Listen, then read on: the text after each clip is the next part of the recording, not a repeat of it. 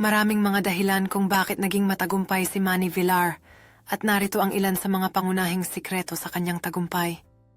Pagsusumikap at determinasyon ang isa sa mga pangunahing dahilan ng kanyang tagumpay na nag-ugat mula sa kanyang simpleng simula. Kilalang kilala si Villar sa paggamit ng mga malikhain at innovative na estratehiya sa kanyang negosyo. Naging resilient siya sa harap ng mga pagsubok at balakid na nagbigay diin sa kanyang kakayahang bumangon muli. Itinatag niya ang mga matibay na relasyon sa iba't ibang tao sa industriya, politika at komunidad na naging susi sa kanyang pag-unlad. Isang malaking bahagi ng kanyang tagumpay ay ang kakayahan niyang maunawaan ang tunay na pangangailangan ng merkado. Ang kanyang kakayahang pamahalaan ang mga negosyo ng epektibo at maayos ay nag-ambag din sa kanyang mga tagumpay.